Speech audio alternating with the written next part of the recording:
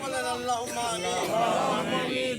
ইয়া আল্লাহ রাব্বুল আলামিন, আপনার কুদরতি চোখে তাকিয়ে দেখেন মাবুদ, আপনার মহান হুকুম পবিত্র ঈশার নামাজ জামাতের সাথে আদায় করে আজকে কিছু লোক সাথে নিয়ে হায় মাবুদ আপনার হাবিবের প্রতি মহব্বত করেছি, কিয়াম করেছি।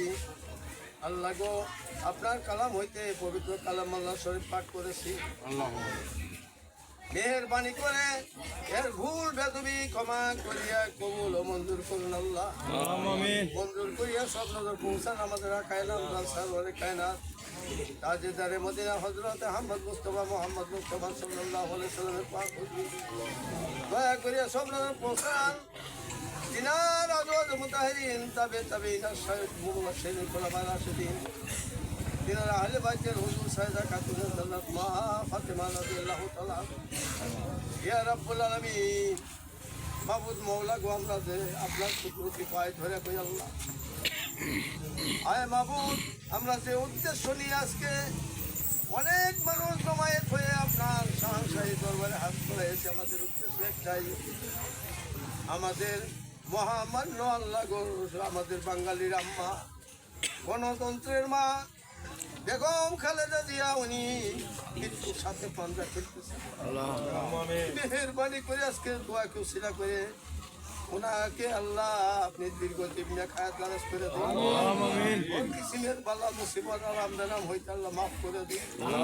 আল্লাহ, আমাদের মধ্যে যদি কেউ আমাদের কোনো ধরনের দোষ হয়ে থাকে বা যে কোনো দোষ হয়ে থাকে, আল্লাহ রূপ হইতে মুক্তি দান করে দিন। আল্লাহ, কোনো দোষ করে থাকে গোপনে আল্লাহ মাফ করে দিন।